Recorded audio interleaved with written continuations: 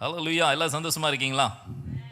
ஆமென். சரி, நாம தெய்வ செய்திக்கு கடந்து போகலாம். அன்பானவர்களே, தெய்வ செய்திக்கு கடந்து போவதற்கு முன்பாக இந்த காலங்களில் நாம் நிறைய காரியங்களை நம்ம என்ன செய்கிறோம், பார்க்கிறோம், கேள்விப்படுகிறோம். சரிங்களா?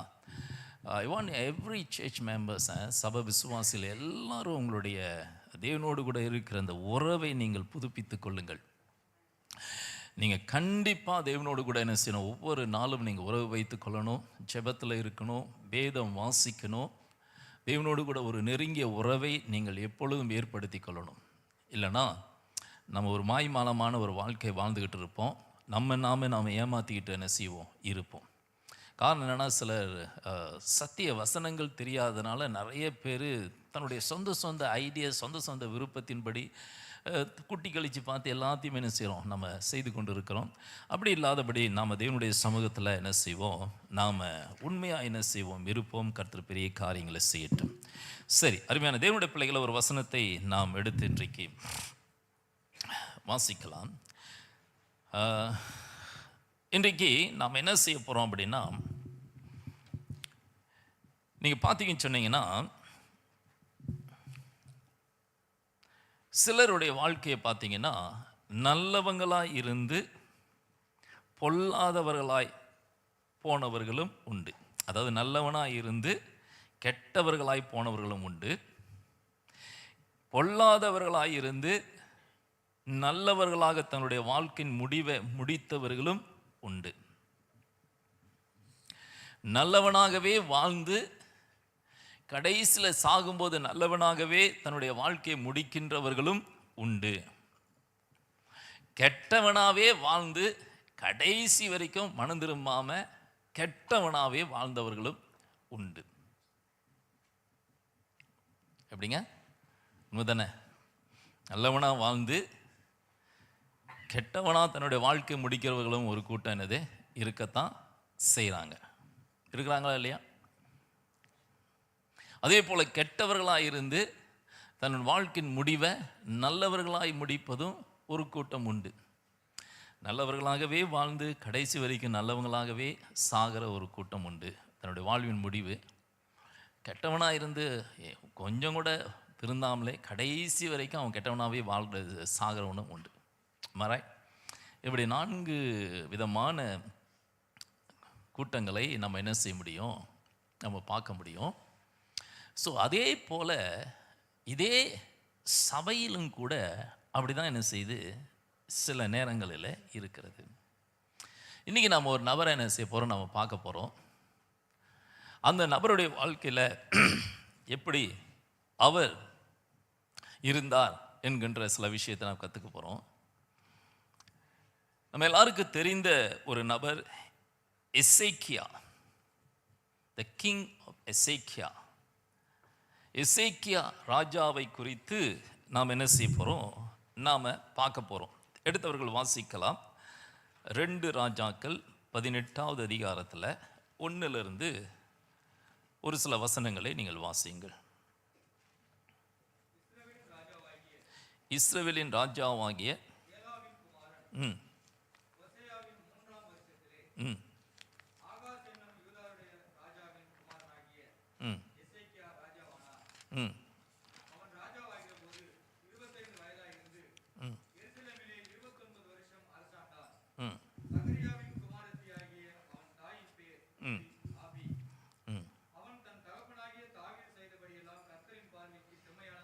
போதும். சரி, நீங்கள் வீட்டில் போய் என்ன செய்யுங்க, இந்த பகுதியை நீங்கள் வாசித்து பாருங்கள்.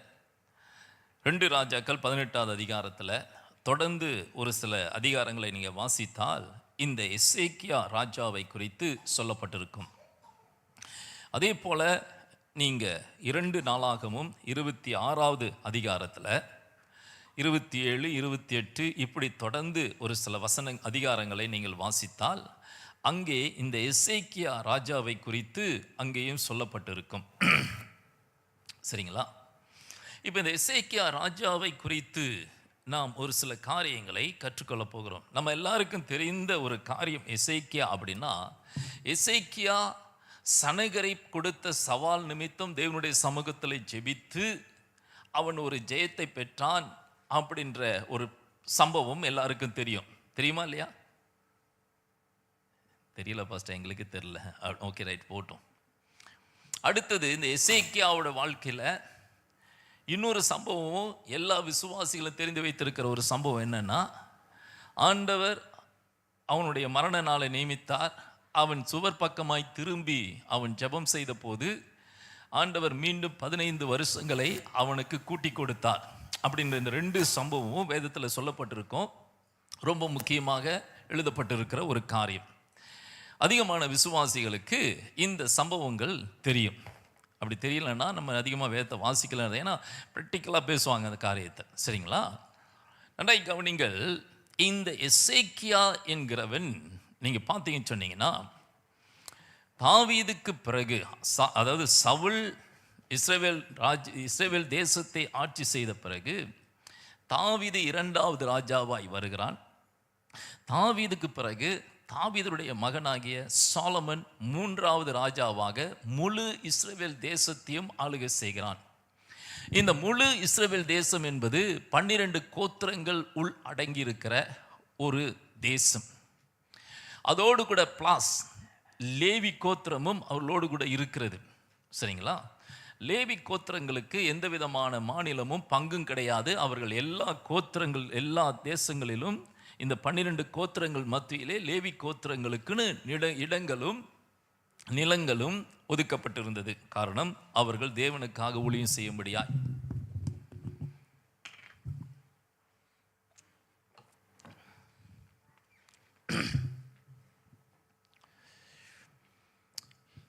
சாலமோனுடைய காலங்களுக்கு பிறகு, ஓகே, நீங்கள் கொஞ்சம் விஷயத்தை தெரிஞ்சுக்கிட்டா தான் ஈஸியாக இருக்கும். சாலமோனுடைய காலத்துக்கு பிறகு தேசம் 2ஆக பிரிந்தது.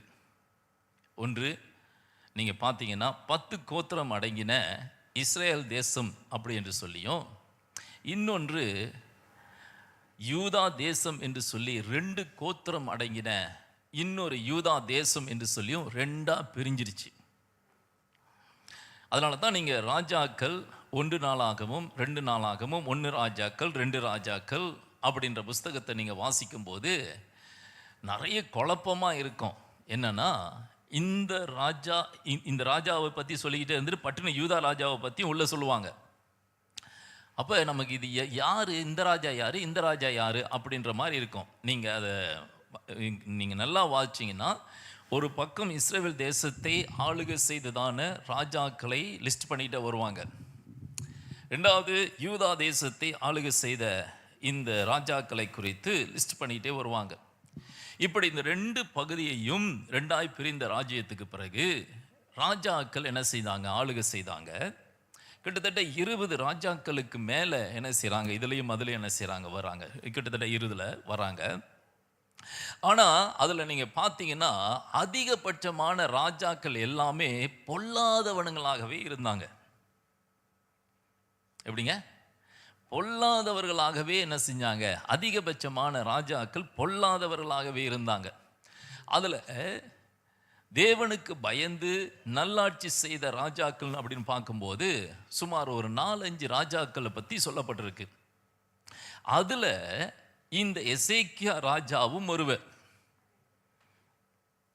நன்றாய் கவனிங்க, யார் இந்த எசேக்கியா ராஜா அப்படின்னு நீங்கள் பார்த்தீங்கன்னு சொன்னீங்கன்னா, அந்த வசனம் என்ன சொல்லுது அப்படின்னா, அங்கிருந்து ஆரம்பிக்குது. இஸ்ரவேலின் ராஜாவாகிய ஏலாவின் குமாரன் ஓசையாவின் 3ஆம் வருஷத்தில். நல்லா கவனிங்க, இஸ்ரவேலின் ராஜாவாகிய ஏலாவின் குமாரன் ஓசாயா அப்படின்றவர் இங்கிட்ட இருக்கான்னு வச்சுங்க. எப்படி வச்சுங்க, பிச்சை பார்க்கட்டு. அவருடைய 3வது வருஷத்துல ஆகாஸ் என்னும் யூதாவின் ராஜ்யம். நல்லா கவனிங்க, இது இஸ்ரவேல் தேசம். இந்த 3வது வருஷத்துல ஆகாஸ் என்னும் யூதாவுடைய ராஜாவின் குமாரனாகிய எசேக்கியா. அப்ப இங்க ஒரு ராஜாக்கள் வந்துகிட்டு இருக்கிறாங்க, இங்க ஒரு ராஜாக்கள் வந்துகிட்டு இருக்காங்க. புரியுதா என்ன சொல்றேன்னு? நீங்க பைபிளை நீங்க வீட்டில் போய் வாசிங்கன்னா உங்களுக்கு ரொம்ப தெளிவாயிரும். நான் சொல்ற அந்த விஷயங்கள் அதைத்தான் நீங்க அங்க மிக்ஸ் பண்ணணும். அப்ப இங்க இஸ்ரவேலை ஆளுகை செய்கிறவர் ஆகாஸ் என்கிறவர் என்ன செய்யறாரு, ஆளுகை செய்கிறாரு. இல்லை ஓசையா என்ன செய்கிறாரு, ராஜாவாய் ஆட்சி செய்கிறார். அந்த 3வது வருஷத்துல ஆகாஸ் என்னும் யூதாவுடைய ராஜாவாகிய குமாரனாகிய எசேக்கியா ராஜாவானான். இவன் ராஜாவாகி 3 வருஷம் ஆச்சு. எசேக்கியா இங்க ராஜா வராரு. சரிங்களா? இப்போ புரியுதா? கதை புரிஞ்சுதா உங்களுக்கு? புரிஞ்சவங்களாம் ஒரு ஆமீன் சொல்லுங்களேன். புரிஞ்சவங்களாம் ஒரு ஆமீன் சொல்லுங்களேன். ஓகே, நீங்கள் இன்னும் நிதானமாக வாசிங்க இந்த புத்தகத்தை, ரொம்ப அழகாக உங்களுக்கு புரியும். சரிங்களா? அவன் ராஜாவாகிற போது, இது யார் அப்படின்னா, என்னும் யூதாவுடைய ராஜாவின் குமாரனாகிய யாரு? ஆகாஸ் என்னும் யூதா உடைய ராஜாவின் குமாரனாகிய எசேக்கியா. அப்படின்னா எசேக்கியா சன் ஆஃப் ஆகாஸ். எப்படிங்க? எசேக்கியா உடைய தகப்பன் பேர் ஆகாஸ். நான் ஏன் இதை ரொம்ப வலியுறுத்தி சொல்றேன் அப்படின்னா, நல்லா கவனிங்க. இந்த எசேக்கியா ராஜாவாய் வருவதற்கு முன்பு இந்த ஆகாஸ் பிறகு எசேக்கியா ராஜாவா வரான். இந்த ஆகாஸ் எப்படிப்பட்டவன் அப்படி நீங்க பார்த்தீங்கன்னா, பயங்கரமான பொல்லாதவங்க. எப்படிப்பட்டவங்க? அதுக்கு முந்தின வசனத்தெல்லாம் வாசி பார்த்தீங்கன்னா, ஒரு சில வசனத்தை உங்களுக்கு காமிக்கிறேன்னே. சரிங்களா?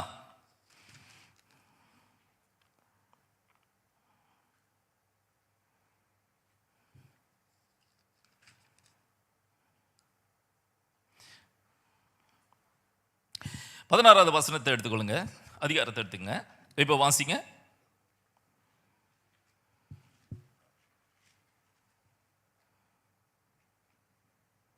வாசிங்க 16 அதிகாரம் 1-2 ராஜாக்கள் 16 1 வாசிங்க.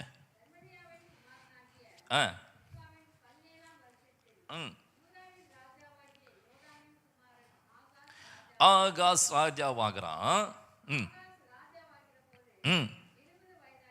அவனுக்கு வயசு 20. 16 வருஷம் அவன் ரூல் பண்றான்.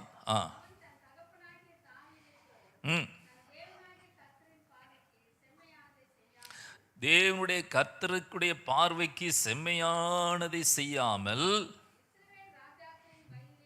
நடந்து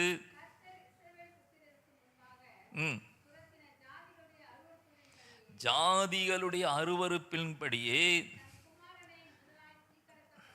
தன் குமாரன் முதலாவது தீக்கடக்க பண்ணினான். மேடைகளிலும் மலைகளிலும் பச்சையான சகல மரத்தின் கீழும் பலியிட்டு தூபம் காட்டி வந்தான். அப்ப யாருங்க அவன்? எசேக்கியாவோட அப்பா யாரு? அப்பா யார்? எப்படிப்பட்டவன்? மோசமானவங்க, பொல்லாதவன், கெட்டவன். நிறைய ராஜாக்களை போல இவன் ராஜ்யபாரத்துக்கு வந்த போது இவன் செய்த ஒரு விஷயம் என்ன தெரியுங்களா? தாவீதுடைய தான் தகப்பனாகிய தாவீதை போல நல்ல விஷயத்தை செய்யாம அவன் மற்ற பொல்லாத ராஜ்யங்களை போல அவன் என்ன செய்யறானா? பாவத்தை செய்து கொண்டிருக்கிறான். என்ன பாவம் தெரியுமா? தன்னுடைய ராஜ்யபாரத்துக்கு வந்த பிறகு அவன் எல்லா விக்கிரக கோயிலையும் என்ன செய்ய கட்டி விக்கிரகங்களுக்கு வழிபடவும் செய்திருக்கிறான். விக்கிரகங்களை ஆராதிப்பதற்கு அனுமதித்திருக்கிறான். இவ்வளவு பொல்லாதவனாய் கிட்டத்தட்ட அந்த இஸ்ரவேல் தேசத்தையே தேவன் பக்கம் வழி நடத்தாமல் அந்த முழு யூதா தேசத்தையும் அவன் அருவருப்புகளை செய்யும்படியாகவே வழி நடத்தினவன் இந்த எசேக்கியாவுடைய அப்பா. எப்ப நியாய தீர்ப்பு கொடுக்கிறார் பார்த்தீங்களா?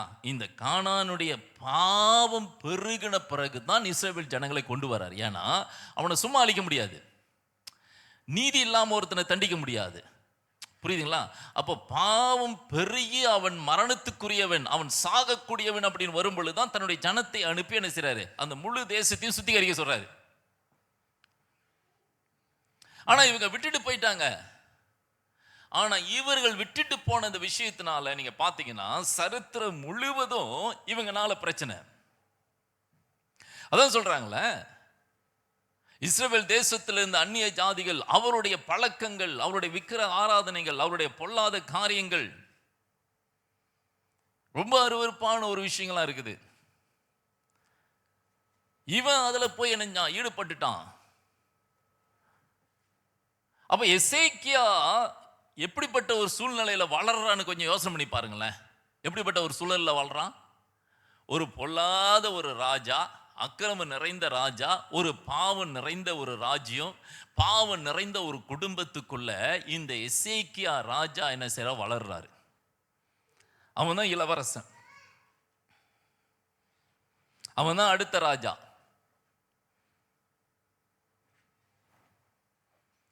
அப்படிப்பட்ட பாவம் நிறைந்த அந்த ராஜாவின் மத்தியில இஸ் a son.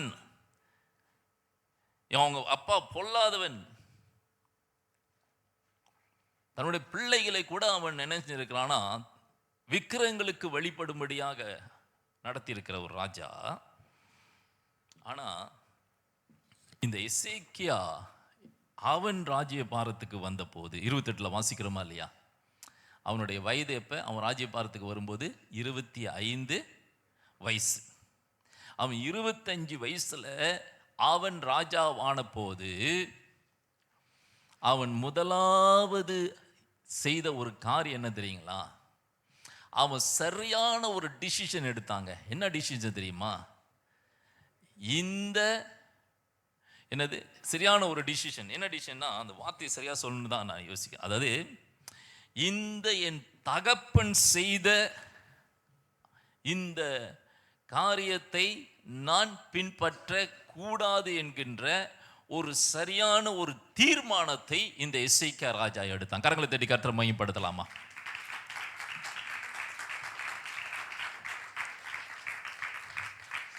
அநேக பேர் என்ன நினைக்கிறோம் அப்படின்னா, அருமையான தேவனுடைய பிள்ளைகளை, எங்க அப்பா குடிகாரன் அதனால நானும் குடிகாரனா இருக்கிறோம் அப்படின்னு நம்ம நினைக்கிறோங்க தானே.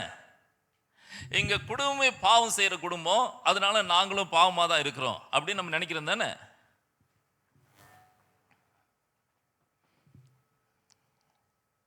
ஒரு சகோதரன் சொன்னாரு, நான் கேட்டேன், ஏன் பிரதர் எப்போதுமே குடிச்சு நீங்க அப்படியே வாழ்க்கையை கெடுத்துக்கிறீங்களா? ஒரு கத்தோலிக்க சகோதரன், அவரோட பேர் ஜார்ஜ், பக்கத்தில் இல்லாதனால பேர் சொல்றேன். பலமுறை இயேசுவை பத்தி பேசியிருக்கிறேன். அவர் சொல்றாரு, என்ன பாஸ்டர், எங்கள் குடும்பத்தில் புறக்கணிச்சவங்களை மாரி என்னை நடத்தினாங்க. எங்கள் அப்பா குடிக்கும்போது என்ன செய்வாராம், பக்கத்தில் கொஞ்சம் ஊற்றி நீயும் குடுறான்னு சொல்லுவாராம். அந்த குடும்பத்திலேயே என்ன செய்வாங்களாம், இவரை மட்டும்தான் மாடு மேய்க்க அனுப்புவாங்களாம். எல்லாத்தையும் நல்லா நல்லா படிக்க வச்சுட்டு இவரை மட்டும் ஒதுக்கி மாடு மேய்க்க அனுப்புவாங்களாம். ஸோ அதனாலேயே அவர் சொல்கிறாரு, இதெல்லாம் பார்த்து இந்த குடும்பத்தின் மேலே எனக்கு வெறுப்பு வந்து நான் அப்பருந்து குடிச்சு ஒரு குடிகாரனாவே மாறிட்டேன். இன்னைக்கு அதை சொன்னாவே அவர் கோவப்படுறாரு. ஏன்னா எங்க குடும்பம் அப்படி என்ன செஞ்சுது. நல்லா கவனிங்க அருமையான தேவனுடைய பிள்ளைங்களை. எசேக்கியா ராஜா என்ன செஞ்சிருக்கலாம்? 25 வயசுங்க. அவன் சின்ன வயசுல இருந்து நீங்க பாத்தீங்கன்னு சொன்னீங்கன்னா, இந்த 13 வருஷம், எத்தனை வருஷம் ஆட்சி செய்யறான் அவன்? 16 வருஷமா? 16 வருஷம். அவன் எசேக்கியா ராஜாக்கு முன்னுக்கு அவன் அப்பா எத்தனை வருஷம் ஆட்சி செய்யறான்? 26 வாச்சுமே, 16 வாச்சும்ல, 16 வருஷம் அவங்க அப்பா ஆட்சி செய்யறாரு. இப்ப இந்த 16 வருஷம் நல்லா கவனிங்க. இப்ப எசேக்கியாவோட 25 வயசுல 16 கழிச்சிட்டோம்னா இன்னும் எவ்வளவு இருக்குது? 20ல 16 போனா என்ன? 4 5 9 வருஷம். அப்ப எசேக்கியா 9 வயசு இருக்கும்போது எசேக்கியாவுடைய அப்பா ராஜாவாயிட்டாரு. புரியுதா நான் என்ன சொல்றேன்னு? எசேக்கியாவுக்கு 9 வயசு இருக்கும்போது எசேக்கியாவோட அப்பா ஆசா என்ன செய்றார்? ராஜாவாகிட்டாரு. அந்த வயசு 9 வயசுல இருந்து அவன் அப்பன் செஞ்ச எல்லா பொல்லாப்பையும் அவன் பார்த்துக்கிட்டு இருக்காங்க. ஆனா எனக்கு புரியல, வேதம் அதுக்கு பின்னணியில் அவங்க அம்மாவை பற்றியும் ஒன்றும் சொல்லலை. ஆனால் ஒரே ஒரு வார்த்தை மட்டும் சொல்லப்பட்டிருக்கு. அவங்க அம்மாவுடைய பேர் ஹாபி, அவங்க அம்மாவுடைய அப்பா பேர் சகரியா இப்படின்னு சொல்லப்பட்டிருக்கு. ஆனால் அது வேதத்தில் ஆராய்ந்து பார்க்கும் பொழுது அவனுடைய என்ன பேக்ரவுண்டு தெரியல. புரியுதுங்களா?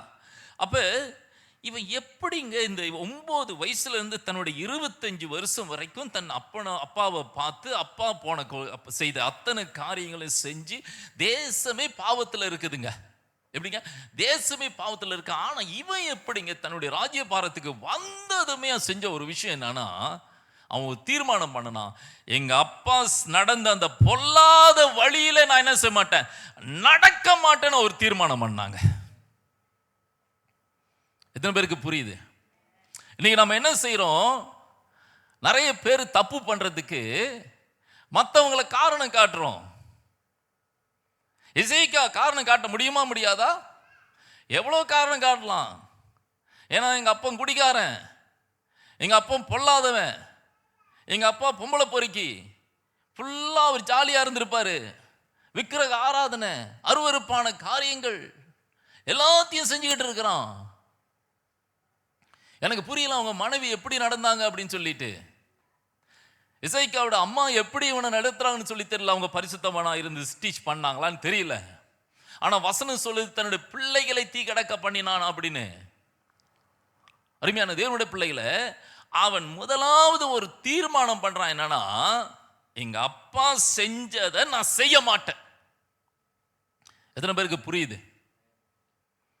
அதனாலதான் நான் சொன்னேன், நல்லவனாய் இருந்து தன்னுடைய வாழ்க்கையின் முடிவை பொல்லாதவனாய் முடிக்கிறவனும் உண்டு, பொல்லாதவனாய் இருந்து தன் வாழ்வின் முடிவை நல்லவனாய் முடிக்கிறவனும் உண்டு, நல்லவனா பிறந்து நல்லவனா இருந்து நல்லவனாகவே சாகிறவனும் உண்டு, பொல்லாதவனா இருந்து கடைசி வரைக்கும்.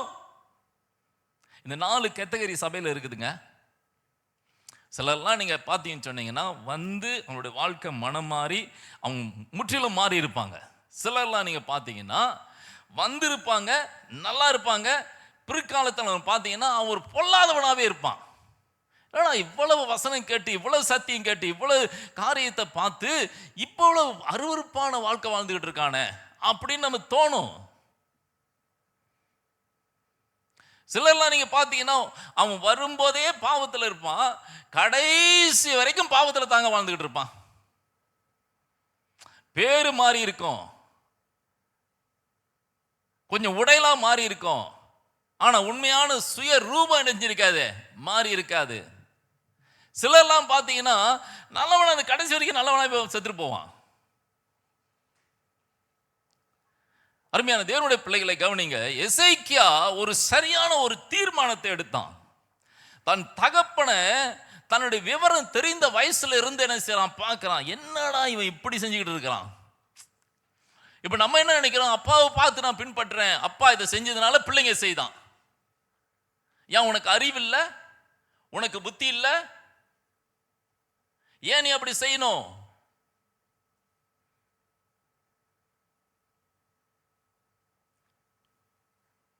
நான் ஒரு குடும்பத்துக்கு போனேன். அந்த குடும்பத்தில் 5 பொம்பளை பிள்ளைங்க, ஒரு 6வது ஒரு பையன், எல்லாம் பொம்பளை பிள்ளைங்க. பயங்கர குடிக்காரன். அந்த ஆள் பேர் கோபால்.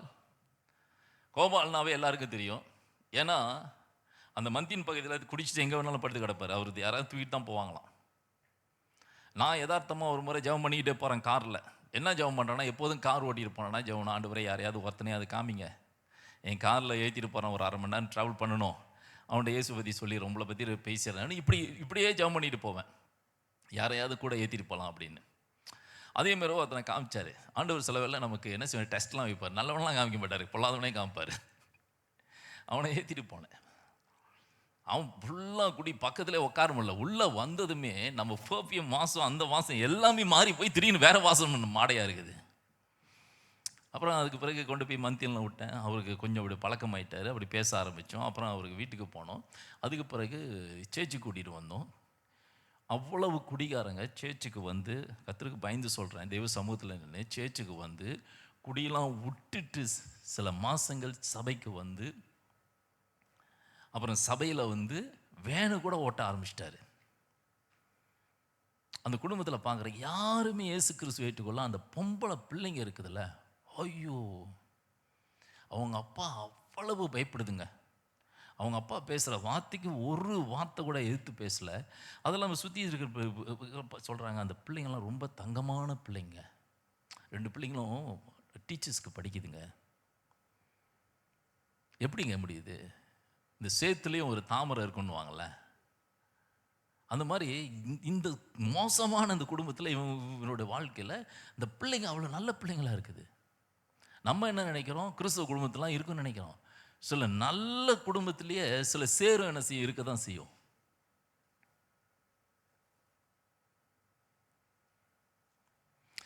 நான் ரொம்ப எதிர்பார்த்தேன் அந்த குடும்பம் முழுசும் ரட்சிக்கப்படணும்.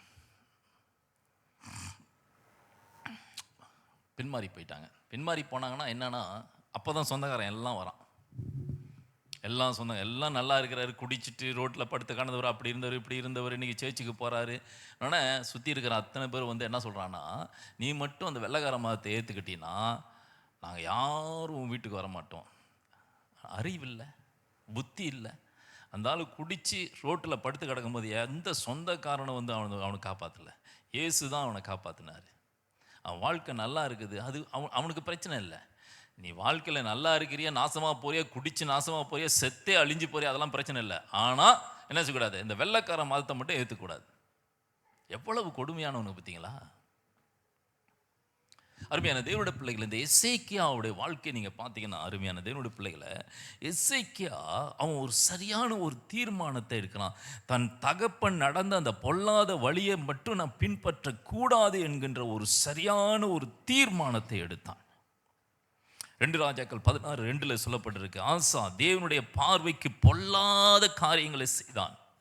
ஆனால் 2 ராஜாக்கள் 18:3 சொல்லப்பட்டிருக்குது, எசேக்கியா தேவனுடைய பார்வைக்கு பிரியமானதை செய்தான். ஒரு ஆமீன் சொல்லலாமா? ஒரு ஆமீன் சொல்லலாமா? ஒரு ஆமீன் சொல்லலாமா?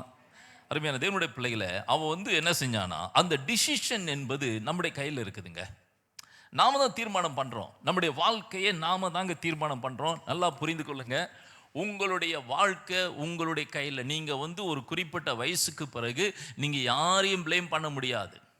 நான் பின்மாறி போனதுக்கு காரணம் இவர் தான், நான் பின்மாறி போனதுக்கு காரணம் அவங்க தான், நான் பின்மாறி போனதுக்கு காரணம் இவங்க தான் அப்படின்னு யாரையும் நீங்கள் சொல்லவே முடியாது. நீங்கள் சொன்னாலும் தேவனுடைய சமூகத்தில், அவருடைய நீதிமன்றத்தில் இது செல்லாது. நீங்க தான் காரணம். நீங்க தான், உங்களுடைய ரட்சிப்பு உங்க கையில தான் இருக்குது. உங்களுக்கு கர்த்தர் கொடுத்த மீட்பு உங்ககிட்ட இருக்குது. நீங்க யாரும் சொல்ல முடியாது, என் புருஷன் சரியில்லை அதனால என் வாழ்க்கையை இப்படி மாத்திக்கிட்டேன், என் மனைவி சரியில்லை அதனால என் வாழ்க்கையை தாறுமாறு ஆக்கிக்கிட்டேன், என் பிள்ளைங்க சரியில்லை அதனால இப்படி போயிட்டேன், எங்க அப்பா சரியில்லை. நோ, ஆண்டவர் உங்க அப்பா பேச்செல்லாம் கேட்க மாட்டாரு. உங்க அப்பா பத்திலாம் அவருக்கு தேவையில்லை. நீ என்ன செஞ்ச அதுதான். எசேக்கியா வாழ்க்கையை நீங்க பார்க்கணும், நாம பார்க்கணும். அவன் அப்பம் பொல்லாதவனா இருந்தாலும் இவன் சரியா நடக்கிறத பார்க்கிறோம். It take a right decision. சரியான ஒரு டிசிஷன் எடுத்தான். தன் தகப்பன் போன அந்த பொல்லாத வழியிலே நாம போகவே கூடாது என்கிற ஒரு தீர்மானம்.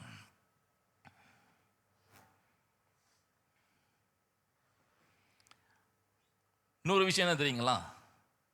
வசனம் சொல்லுது, எசேக்கியா யாருடைய வழியில் நடந்தானா? வசனத்தை பாருங்க.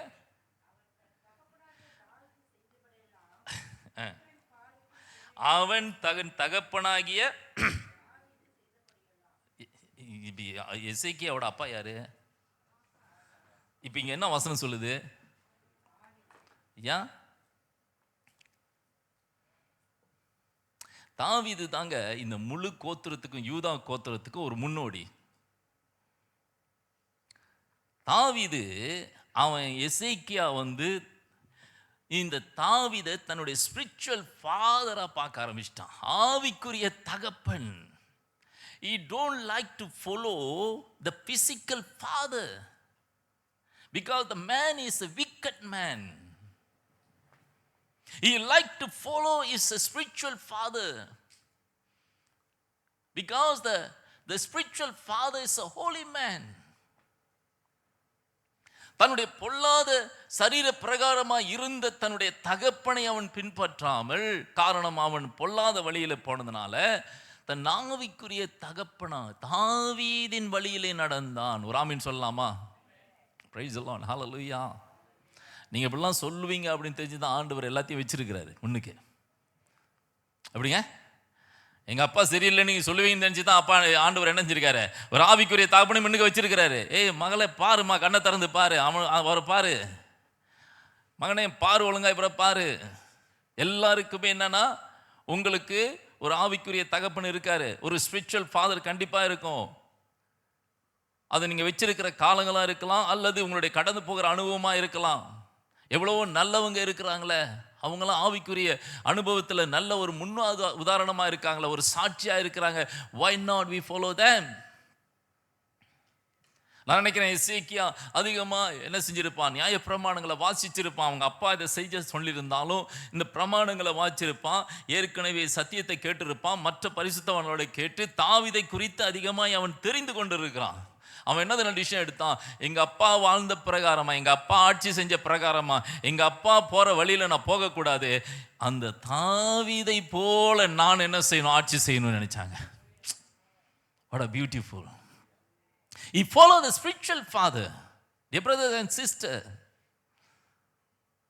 அவன் காரணம் சொல்றதுனா எவ்வளவு காரணம் சொல்லியிருக்கலாங்க. சூழ்நிலை, நான் இப்படி வளர்ந்தேன், சூழ்நிலை நான் இப்படி தான் செய்யணும், சூழ்நிலை நான் இப்படி தான் வாழணும், சூழ்நிலை எங்கள் அப்பா ஏற்படுத்திட்டாரு, சூழ்நிலை நான் இப்படி தான் போகணும்னு சொல்லி அவன் காரணம் சொல்லலை. அருமையான சகோதரனே சகோதரியே, அதனால தான் எனக்கு எசேக்கியாவை ரொம்ப பிடிச்சிருந்தது. எசேக்கியாவை பற்றி ரெண்டு விஷயம் பேசுவோம். சனகிரிப் அவனுக்கு யுத்தம் பண்ண வந்த போது அவன் தேவனுடைய சமூகத்தில் ஜெபித்த அந்த ஜெபம் மிகப்பெரிய ஜெபம். அது எல்லா இடத்துலையும் சொல்லப்படுற ஒரு ஜெபம். அடுத்தது அவன் மரணத்தை நாள் நியமிக்கப்பட்ட போது சுவர் பக்கமாய் திரும்பி ஜெபித்து ஆண்டவரிடத்தில் இன்னொரு 15 வருஷத்தை பெற்றுக்கொண்டது, அதை பற்றி பேசுவோம். ஆனா இவனுடைய ஆரம்ப காலத்தை பற்றி நிறைய பேசுறது இல்லை.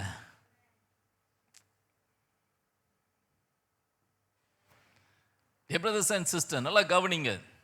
எனக்கு நீங்க எப்படி எனக்கு இன்னைக்கு யோசிக்க முடியல, எப்படிங்க இந்த வர முடியும், எப்படி முடியும் அப்படின்னு கேட்குறேன். அப்படிப்பட்ட ஒரு பாவத்திலே வாழ்ந்துட்டு பாவத்திலே இருந்த அரண்மனையில் இருந்து எல்லாம் சுகபோகமும் எல்லாம் வாழ்க்கை இருந்தாலும் அவன் தனக்குள்ளே நான் தாவீதை போல நான் ஒரு அரசாட்சி செய்ய என்னோட காலத்தில் வருமானால், நான் ராஜாவானால் தாவீதை போல. ஹலோ, இருக்கீங்களா? இருக்கலாம், ஒரு ஆமீன் சொல்லுங்களேன், ஆமீன் சொல்லுங்களேன். Praise the Lord, hallelujah. He follow example of the spiritual father. So King David, not a physical father, ஒரு சரீர பிரகாரமான தகப்பனை அல்ல. அடுத்து நீங்க வாசிங்க பார்க்கலாம். நீங்க பார்த்தீங்கன்னு சொன்னீங்கன்னா, அவன் ராஜ்யபாரத்துக்கு வந்த போது நடந்த விஷயம் என்ன நடக்குது? 18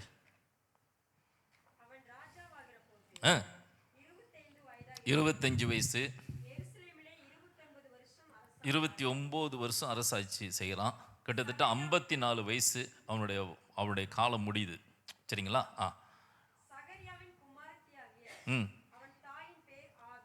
ஆபி. இன்னும் 2 கொரிந்தியர் 29 28 நீங்க பார்த்தீங்கன்னா அபியால்னு போட்டிருக்கோம். சரிங்களா?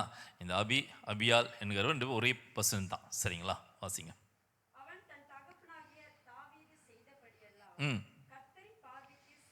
செம்மையானதை செய்தான்.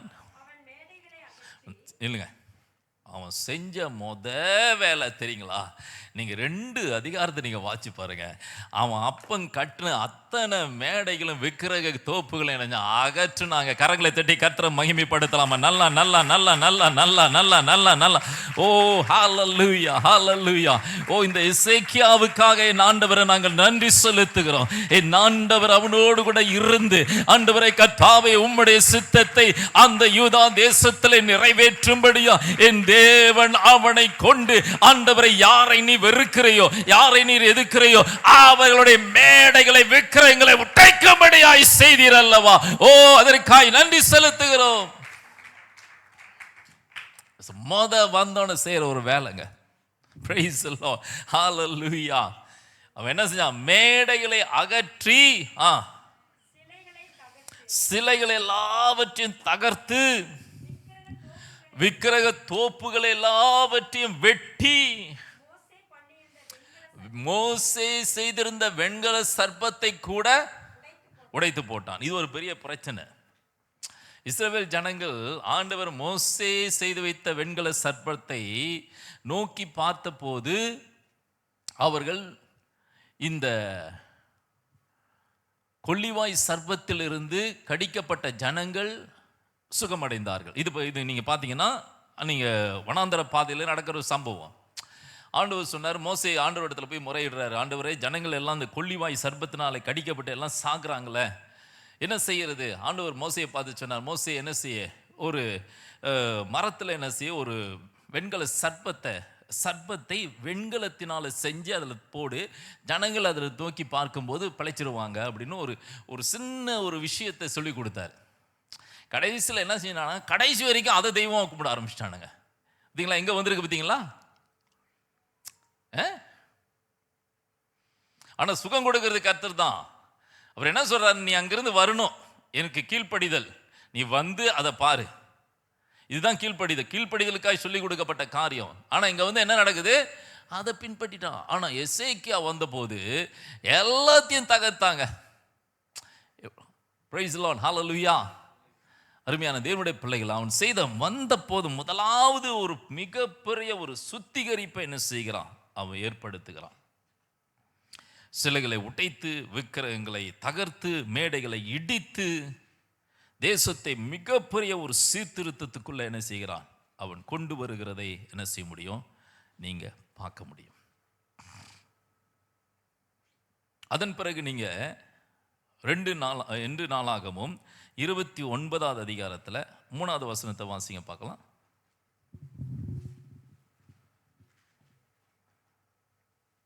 31:1 வாசிங்க. 2 நாளாகமும் 31:1. இவையெல்லாம் முடிந்த பின்பு வந்திருந்த இஸ்ரவேலர் எல்லாரும் யூதாவின் பட்டணங்களுக்கு புறப்பட்டு போய் 29 வாசிங்க. 29 2 நாளாகமும் 29.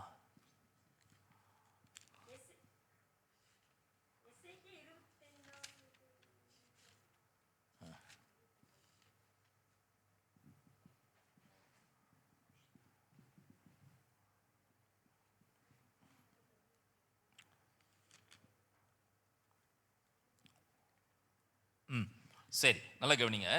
இந்த 29வது அதிகாரத்தை நீங்க வீட்டில் வாசிச்சு பாருங்க. இங்கு முதலாவது அவன் செஞ்ச ஒரு விஷயம் என்னன்னா, எல்லா விக்கிரக தோப்புகளையும் சிலைகளையும் விக்கிரகத்தையும் மேடைகளையும் இடித்து தகர்த்து என்ன செய்யலாம், ஒரு மிகப்பெரிய ஒரு சீர்திருத்தத்தை அந்த தேசத்துக்குள்ளே கொண்டு வருகிறான். நீங்கள் 29வது அதிகாரத்தில் பார்த்தீங்கன்னு சொன்னீங்கன்னா, அவன் ஊழியர்களை ஒழுங்குபடுத்துவதை தெரியும். எப்படிங்க? அடுத்தது செகண்ட், அவன் என்ன செய்யறான், தேவனுடைய ஆலயத்தை சீர்படுத்தி, ஒரு ஆமீன் சொல்லலாமா, ஒரு ஆமீன் சொல்லலாமா, ஒரு ஆமீன் சொல்லலாமா, இதெல்லாத்தையும் தகர்த்துங்க.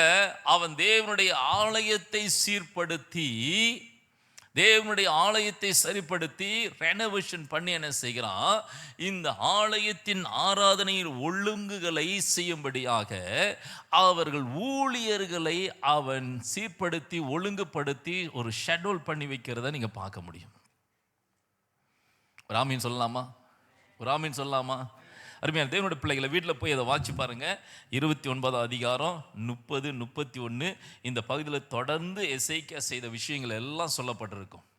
இங்கே எல்லாத்தையும் உடைச்சிட்டு அவன் செய்கிற ஒரு விஷயம் என்னன்னா, தேவாலயத்தை சீர்படுத்தி ஊழியர்களை ஒழுங்குபடுத்தி அதில் நியமிக்கிறத நீங்கள் பார்க்க முடியும்.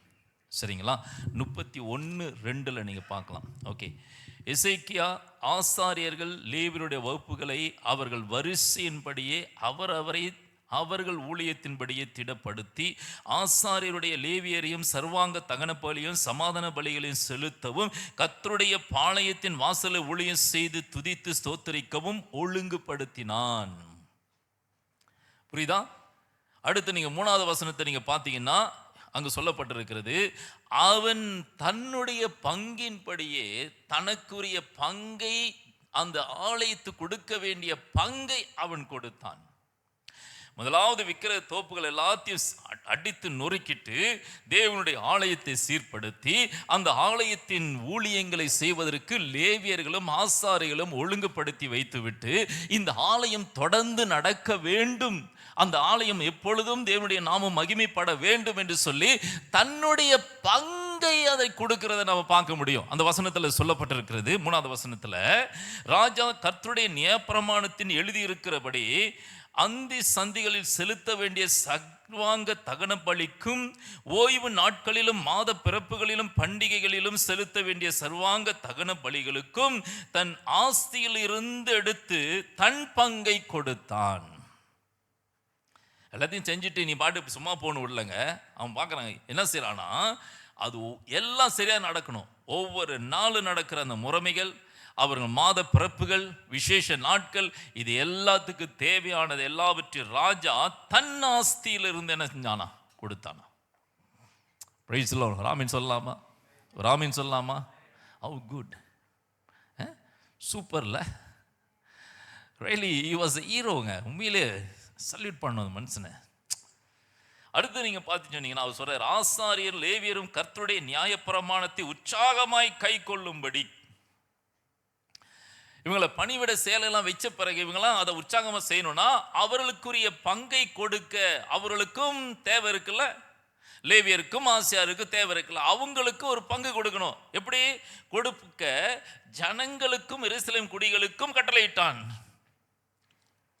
என்ன சொல்றாருன்னா, நான் என் பங்கை கொடுத்துட்டேயா தேவனுடைய ஆலயத்துக்கு, ஜனங்களே நீங்களும் இந்த ஆலயம் தொடர்ந்து நடக்கும்படிக்கு, ஆங்காங்கு இருக்கிற ஆலயங்கள் எப்பொழுதும் தொடர்ந்து நடக்கும்படிக்கு, அங்கு பணிகள் தொடர்ந்து நடக்கும்படியாக அவருடைய ஊழியங்களுக்காகவும் அங்கு செய்கிற லேவியர்களுக்காகவும் ஆசாரியர்களுக்கும் தேவைகள் உண்டு. ஆகையினால எல்லாம் நான் கொடுத்த நீங்களும் வந்து என்ன செய்யுங்க, ஆலயத்துக்கு கொடுக்க வேண்டிய பங்குகளை கொடுங்கள். Praise the lord. ஹல்லேலூயா. எவ்வளவு பெரிய ஒரு சீர்திருத்தம் செய்கின்றத நாம் பார்க்க முடியுங்க. அருமையான தேவனுடைய பிள்ளைகளை, இந்த கால வேளையில் கர்த்தர் நம்மோடு கூட பேசுகின்ற ஒரு காரியம் என்ன அப்படின்னா, இந்த எசேக்கியாவுடைய வாழ்க்கையை நம்ம பார்க்கணுங்க. அவன் ராஜ்யபாரத்துக்கு வந்தபோது தன்னுடைய அதிகாரத்தை அவன் தவறாய் பயன்படுத்தாமல் தேவனுடைய நாம மகிமைக்காய் அவன் பயன்படுத்துகிறத பார்க்கிறோம்.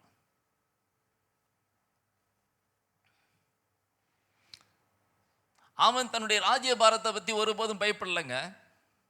ஐயோ இன்னைக்கு இருந்து தூக்கி போட்டுருவாங்களா, இல்லை நமக்கு எகென்ஸ்டா ஜனங்க வருவாங்களா, இல்லை எழும்புவாங்களா, இதெல்லாம் ஒன்றும் இல்லை. தேவன் கொடுத்திருக்கிற அந்த காலங்களில், தேவன் வைத்திருக்கிற அந்த காலங்களில் எதை சீர்படுத்தணுமோ அதை சீர்படுத்தி ஆக வேண்டும். எதை சரிப்படுத்தணுமோ அதை சரிப்படுத்தி ஆக வேண்டும். ஜனங்கள் எதிர்த்தாலும் சரி, இன்னும் ஒரு விஷயத்தை சீர்படுத்துறது ஒரு பெரிய ஒரு, அதாவது சீர்படுத்துகின்ற ஒரு விஷயம் இருக்கு தெரியுங்களா, இது மிகப்பெரிய ஒரு காரியங்க. சாதாரணமாய் நடக்கவே நடக்காது. பல வருஷமா ஒரு சபை இப்படி தான் போயிட்டு இருக்குது. எப்படின்னா, ஒரு 4 பேர் ஒரு 5 பேர் அந்த சபையுடைய மூப்பர்கள் என்று சொல்லிக்கொண்டு அவர்கள் என்ன செய்வாங்கன்னா, பாஸ்டரை ஃபுல் கண்ட்ரோலில் வச்சிருப்பாங்க. எப்படிங்க? ஃபுல் கண்ட்ரோலில் வச்சிருப்பாங்க. அப்படிப்பட்ட ஒரு சபைக்கு நான் முதலாவது ஒரு பாஸ்டராக வந்தபோது நான் சின்ன சின்ன காரியத்தை சீர்படுத்த செஞ்சேன். நான் உள்ளே வரும்போது பார்த்தேன், இந்த சைடில் வந்து எம்டியாக இருந்துச்சு. ஒரு ஸ்டேஜ் ஒன்று அமைச்சேங்க. கதவு உள்ளுக்கு வரும்போது எஸ்எஸ் போல ஒரு ஸ்டேஜ் ஒன்று அமைச்சேன். எனக்கு கேள்வி என்னது, யாரை கேட்டு செஞ்சீங்கன்னு கேட்டாங்க. எத்தனை பேருக்கு தெரியுமா இருந்தில்ல, ஆனால் என்ன கேட்டாங்க, ஏன் எங்களை கேட்காம, நாங்கள் மூப்பராக இருக்கோம், எங்களை கேட்காம யாரை கேட்டு செஞ்சீங்க அப்படின்னு கேட்டாங்க. ஏன்னா அது நமக்கு புதுசு. எனக்கு இந்த மூப்பர்லாம் பார்த்து அப்போல்லாம் இல்லை. நான் கேட்டேன் யாரை கேட்கணும் அப்படின்னு. நீங்கள் எங்களை கேட்கணும் அப்படின்னாங்க. நாங்கள் மூப்பர்கள், நாங்கள் எங்களை கேட்காம. அப்படியா? அப்புறம் பின்னால் வந்து பிஎஸ் சிஸ்டம் பார்த்தேன். இந்த பிஎஸ் சிஸ்டம் வந்து ஓப்பனாக இருக்குது. ஒரு மேசை போட்டிருக்காங்க, அதுக்கு ஒரு ரூம் கிடையாது. வந்த பிறகு பிஎஸ் சிஸ்டம் ரூம் என்ன செஞ்சேன், சேச்சி சொல்லலைங்க, நானாக செஞ்சேங்க. நானாக என்ன செஞ்சேன், இவங்க ரிக்வெஸ்ட் பண்ணி லெட்டர்லாம் போட்டு எனக்கு பிஎஸ் சிஸ்டம் வேணும். அங்கே உட்காந்து பிஎஸ் சிஸ்டம் ரூம் செஞ்சேன். அங்கே ஒரு கேபினெட் வச்சேன், எங்களுக்கு டேபிள். அப்போ தெரியுங்களா உங்களுக்கு, அப்போ கேசட் இருந்துச்சு. அப்போ நிறைய இருக்கும், 100 கணக்கில் இருக்கும். எல்லாமே குப்பை மாரி வச்சுருந்தாங்க. ஸோ நான் என்ன செஞ்சேன்னா, அது எல்லாம் ஒவ்வொரு வாரமும் சீனியர் பார்த்து சொல்லுவார், ஒவ்வொரு வாரம் அவர் பேசுகிற மெசேஜ் ஜனங்களுக்கு போய் சேர்க்கணும் அப்படின்னு எங்கள் இங்கிலீஷ் சர்ச்சிலேருந்து கொண்டு வந்து என்ன செய்வோம், நம்ம டிஸ்ட்ரிபியூட் பண்ணுவோம். ஞாபகம் இருக்குதா? எத்தனை பேருக்கு ஞாபகம் இருக்குது? ஸோ அதை அரேஞ்ச் பண்ணுறதுக்கு கேபினெட்டு, பிஎஸ் சிஸ்டம் இதெல்லாமே செஞ்சேன். கிட்டத்தட்ட அந்த டைமில் நினைக்கிறேன் 4,000-5,000 வந்துச்சு பட்ஜெட்டு. அதோட கேள்வி கேட்டாங்க, யாரை கேட்டு செஞ்சீங்க அப்படின்னு. அதாவது ஒரு சீர்திருத்தம் வரும்போது நீங்கள் கண்டிப்பாக மிகப்பெரிய சேலஞ்சை நீங்கள் சந்திச்சு ஆகணும். அதன் பிறகு தான் இந்த 12 டிபார்ட்மெண்ட்டே என்ன செஞ்சு உருவானுச்சு. இந்த 12 டிபார்ட்மெண்ட் நான் இங்கே வந்த போதில்லை, கர்த்தர் எனக்கு கொடுத்த, என்னோட ஊழியத்தில் கொடுத்த கர்த்தர் தரிசனம். நான் ஒரு கேள்வி கேட்டேன், உங்களை நான் மூப்பராக ஏற்றுக்கிறதுக்கு என்ன காரணம் சொல்லுங்க அப்படின்னு. நீங்கள் வயசில் ரொம்ப மூப்பா? சரி, வயசில் மூப்பு நிறைய பேர் இருக்காங்க, ஏன் உங்களை நான் ஏற்றுக்கணும்? இல்லை நீங்கள் ரொம்ப வருஷம் இந்த சேர்ச்சில் இருக்கீங்க, உங்களுக்காலும் நிறைய பேர் ரொம்ப பேர் இருக்காங்களே. இல்லை நீங்கள் ரொம்ப ஸ்மார்ட்டாக இருக்கீங்களா, உங்களுக்காலும் ஸ்மார்ட்னஸ் நிறைய இருக்காங்களே. இல்லை எதை வச்சு ஏற்றுக்கிறது? நான் இந்த இடத்துக்கு வரும்போது ஏற்கனவே இருந்த எந்த மூப்பரையுமே நான் ரிஜெக்ட் பண்ணவில்லை, அவங்கள புறக்கணிக்கவும் இல்லை, அவங்கள வெளியாக்கவும் இல்லை. அத்தனை பேரையும் வைத்து அதோடு கூட சிலரை கர்த்தர் கொடுத்த சிலரை என்ன செஞ்சேன் வைத்து ஒரு 12 டிபார்ட்மெண்ட்டை உருவாக்கணும். நான் சொன்ன ஒரே ஒரு விஷயம் என்னென்னா, எல்லாரும் வேலை செய்யுங்க அப்படின்னு. இந்த பொசிஷன்லாம் வேணாம் நமக்கு. நான் எஸ் அ பாஸ்டர் நான் ஊழியம் செய்கிறேன், நீங்களும் என்ன செய்யுங்க உங்கள் டிபார்ட்மெண்ட்டுக்கு. உண்மையிலே சொல்லப்போனால் நான் மிகப்பெரிய ஒரு அதிகாரத்தையும் அவங்கள்ட்ட கொடுத்துருக்குறேன். முன்னெல்லாம் அவங்க யாருன்னே தெரியாது, ஆனால் நான் வந்த பிறகு தான் அந்த டிபார்ட்மெண்ட் பகுதியில் அடையாளப்படுத்தினதே நான் தான். அவங்கள இந்த இருக்கு தலைவர் அப்படின்ற ஒரு இது அடையாளப்படுத்தினதே நான். ஏன்னா எனக்கு புரியல, மூப்பர்கள்னு எதுக்கு மூப்பர் வரணும்? Is not a independent churches. Elders அங்கே இருக்க வேண்டிய அவசியமே கிடையாது. நம்ம இண்டிபெண்டன்ட் சர்ச் கிடையாது. நாம் இங்கிலீஷ் சர்ச்சில் ஒரே ஒரு டிபார்ட்மெண்ட். அந்த டிபார்ட்மெண்ட்ன்றதை நம்ம புரிஞ்சுக்கணும். இதை நான் ரியலைஸ் பண்ணேன். we are not independent churches, we are the department. Main சர்ச்சில் இருக்கிற ஒரு லாங்குவேஜ் டிபார்ட்மெண்ட் தான் தமிழ் சர்ச். அப்படின்னா யாரோ ஒருத்தர் நமக்கு மேலே அதிகாரம் இருக்காரு, அதுக்கு மேலே அதிகாரம் இருக்காங்க. யாரோ சூப்பர்வைசர் இருக்காரு, சூப்பர்வைசருக்கு மேலே சீனியர் பாஸ்டர் இருக்கிறாரு, அப்போ பாஸ்டர் இருக்காரு, பாஸ்டருக்கு எல்லாம் எல்லாரும் வேலை செய்யணும். அவ்வளோதான். எத்தனை பேர் இருக்கீங்க? பிரைஸ் தி லார்ட், ஹல்லேலூயா. அருமையான தேவனுடைய பிள்ளைகள், அந்த சீர்திருத்தத்தை கொண்டு வருவது ஒரு சாதாரண ஒரு விஷயம் இல்லை. ஆனாலும் கூட கர்த்தர் நமக்கு கொடுத்திருக்கிற அதிகாரத்தை யார் எதிர்த்தாலும் சரி, நாம தேவன் சொன்ன காரியத்தை அந்த கொடுத்த காலங்களில் செஞ்சிடணுங்க. பிரைஸ் தி லார்ட், ஹல்லேலூயா. எத்தனை பேங்க இருக்கீங்க? எத்தனை பேங்க இருக்கீங்க? இல்லைன்னா கர்த்தர் நம்மளை பார்த்து கணக்கு கேட்காரு, ஏய் உனக்கு நான் காலத்தை கொடுத்தேன், ஏன் அதை நீ செய்யலை அப்படின்னு கேட்பாரு. எத்தனை பேர் இருக்கீங்க? பிரைஸ் தி லார்ட், ஆமென். எசேக்கியா வந்த அந்த காலத்தில் மிகப்பெரிய ஒரு சீர்திருத்தத்தை அவன் கொண்டு வந்து மிகப்பெரிய ஒரு அசைவை ஏற்படுத்தினான். இது யூதா தேசம் முழுவதும் மட்டுமல்லங்க, பக்கத்தில் ஆட்சி செய்து கொண்டிருக்கிற இஸ்ரவேல் தேசமும் பார்த்து ஆச்சரியப்படும்படியாக. ஓ ஃபேண்டாஸ்டிக். ஒரு 2 காரியத்தை சொல்லி நான் முடிக்கிறேன். அருமையான தேவனுடைய பிள்ளைகளை கவனிங்கள். நம்ம என்ன பார்க்குறோம் அப்படின்னு சொன்னால்,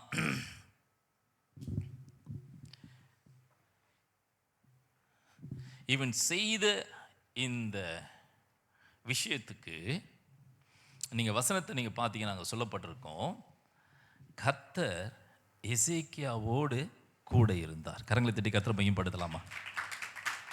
கரங்களை தட்டி கர்த்தரை மையப்படுத்தலாமா?